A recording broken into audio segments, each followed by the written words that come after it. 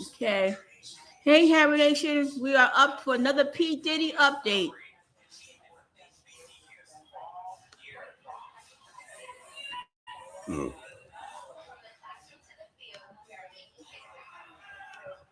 Let's see.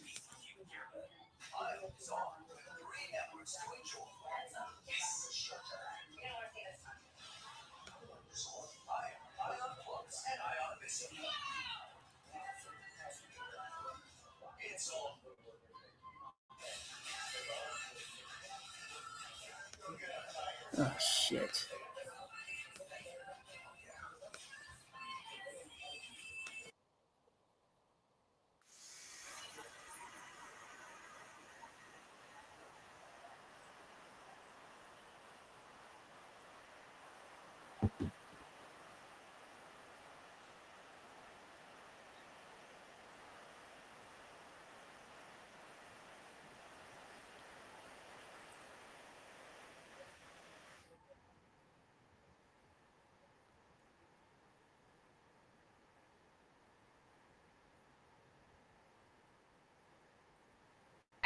HBCU is very honoring. Celebrity trials are like no other. You not only have the drama of what's happening inside the courtroom, there's the drama of who these people are. Paparazzi everywhere, people just hoping to get a glimpse. It's something.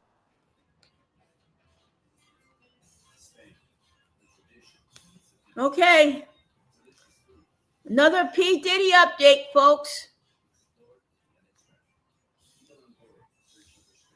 Let's see what they got to say now. Let's see what they got to say now, folks. Yep. Let's see what they got to say now.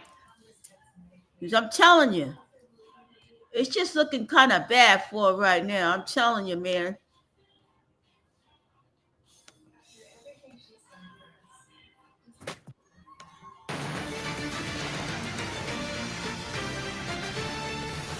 Here's a quick look at some of the other cases that were tracking here at Court TV. In New York, court has ended for the day in the sex trafficking trial for Sean Diddy Combs. Court resumes there tomorrow morning. And in Tennessee, a multi-day hearing is underway for the man convicted of the 2011 death of Another Ali P. Bobo. Diddy update. Zachary Adams may soon be able to walk free after a key witness who pointed the finger at him during trial Another P. Diddy is now update. saying that he made it all up. And in Kentucky, a former soldier convicted of fatally shooting his wife is back in court today. And guess what? He's asking to reduce his sentence, claiming he was the victim of domestic violence. Now, we'll keep you updated on all of these trials throughout the day, of course. But for now, we do want to head to New York for a live update on the Sean Diddy Combs trial. And for that, we bring in Court TV legal correspondent Kelly Craft. Kelly, great to see you. Please tell us, what key testimony stood out to you today? Well, hi there, Michael and Judge Ashley. Some important testimony today.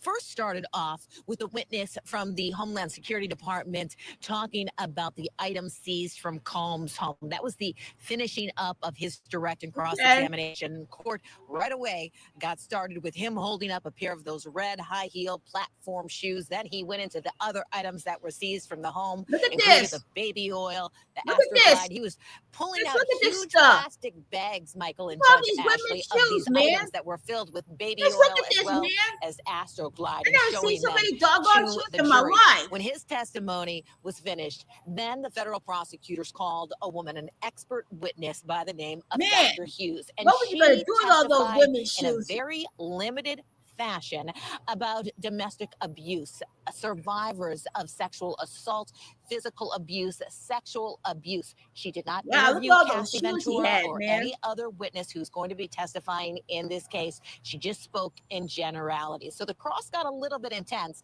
as defense counsel was questioning her qualifications in the on the witness stand. Why don't we go ahead and put up some of the testimony that took place? We do have some full screens for you. So this is from George Kaplan. He was the last witness who took the stand today. He's a former employee employee of Sean Combs. He was the former executive assistant. He said that his job would be threatened almost monthly. He said he typically worked 80 to 100 hours a week. He said that he would start in the morning and sometimes work till 6 a.m. He was paid about $125,000 a year. The judge has granted him immunity for his testimony. He was talking about what his role is. He said, basically, I was the guy who carried the bags. And then eventually I kind of got promoted. And then I started setting up the hotel rooms for what was taking place behind closed doors. He would bring in a hotel bag that contained many items, including the baby oil as well as the Astro Glide. So, court ended, as I mentioned. Tomorrow, a big witness is going to be on the stand. His name is Kid Cudi. Yeah, let's so see he what is Kid going Cudi to be has talking to about say, his man. relationship with Cassie Ventura. There has been word from when You're gonna Cassie see was Kid on the Cudi stand on the under direct stand tomorrow. examination that she did begin a relationship What with do you think, him, and that Sean Tony Combs will became think Kid Cudi will insanely help? jealous of their relationship. So we're going to hear a lot of testimony I've heard of Kid about that Cudi. relationship tomorrow and Sean Combs' What do you reaction. think, All Hey, right. Thank you Godzilla? so much, Kelly Craft, as always. And just a reminder, head over to courttv.com to view some of the What do you exhibits think? that are presented during What's Kid Combs' Cudi's trial. role in We'll be this? updating the page regularly with new exhibits every What will day. be All Kid right, let's bring Cudi's back in our role in guest, this? former Deputy Public Defender Philip Dubé. Philip, they brought in that expert. I thought it was extremely necessary because, again, I'm not doubting that there was domestic violence here. There was probably some coercion going on. But in terms of selling that to a jury over the course of let's see 10 years and some of the actions that we heard that were performed by Cassie, and not only, even just having a relationship outside of the relationship with Diddy, Yeah, I Kid think Cudi's creates some car questions. blew up, So I think that witness You're gonna super see, he's gonna important for mention the that. federal government. Yeah, and I also think it was super important for Diddy for a couple of reasons. Number one, if I recall, Michael and Ashley, that doctor was called upon by the defense at some point, maybe in a prior incident or even the current incident, for a consult. And if that is the case, that expert is in legal conflict with Sean Diddy and should not have accepted a commission by the government to testify against him. Because if there was any communications between counsel or certainly Mr. Combs and that expert, that would be attorney-client privileged. So any consult with an intermediary of the attorney-client relationship is bound by the attorney-client privilege. And I think it would be a terrible breach of ethics if that were the case. Any defendant, I don't care if it's state or federal, is entitled to conflict-free representation. And I can only hope that the defense raised that. Now, given all that, there's a difference between what I call an academic expert and a forensic expert. All the academic really does is just explain the science. Yeah, I don't know. And that's fine. You talk about the literature, the studies, all the characteristics of a battered partner or whatever the subject matter might be.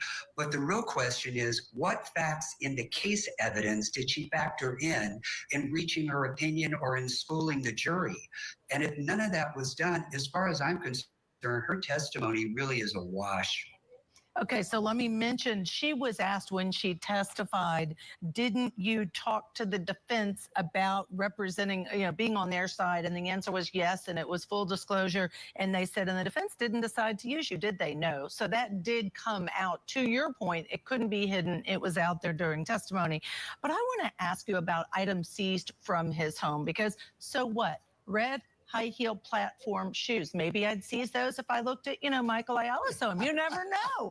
It is not illegal, is my point, nor the other items, the Astro Glide, the baby oil. So do you think it's because of the volume of things that were seized when you have big bags of it? Because they're arguing trafficking, that he used his people to commit this and create this criminal enterprise. Is it the volume of those things that were seized that is important? I don't think so. I think what they're trying to show, well, at least what the defense argument would be, is that at most it might be sort of a kinky fetish on his part.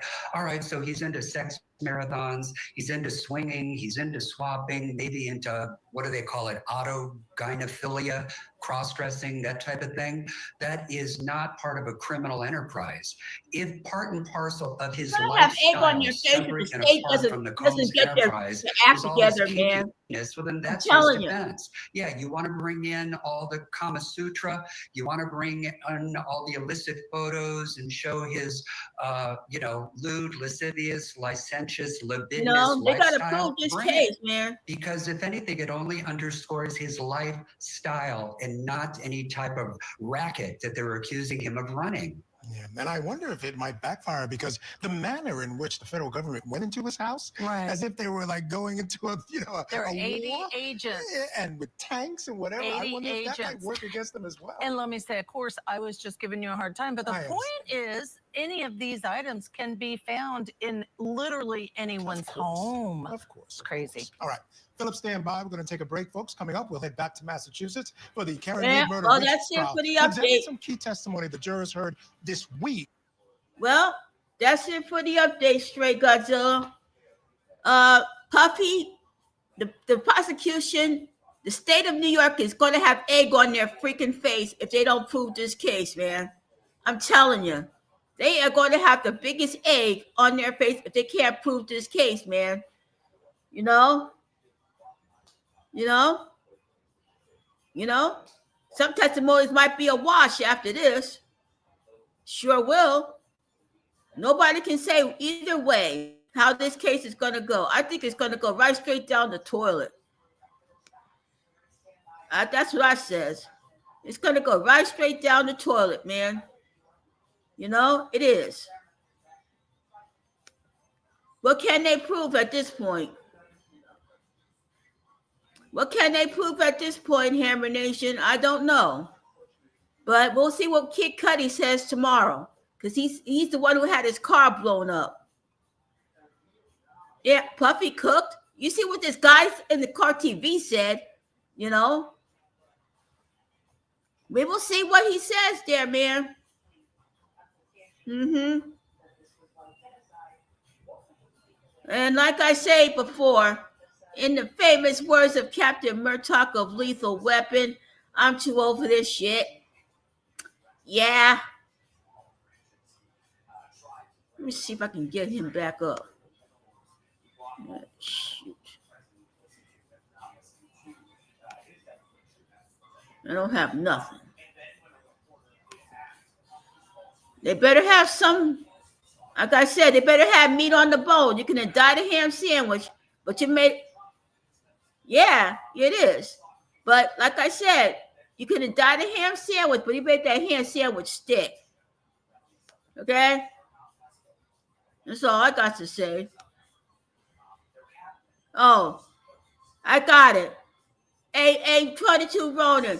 In the famous words of Captain Murtaugh of Lethal Weapon,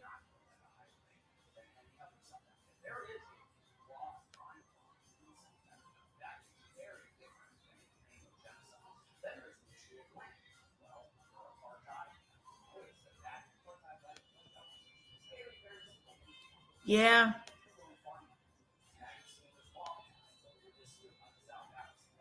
Oh, well. Yeah. Peace, y'all.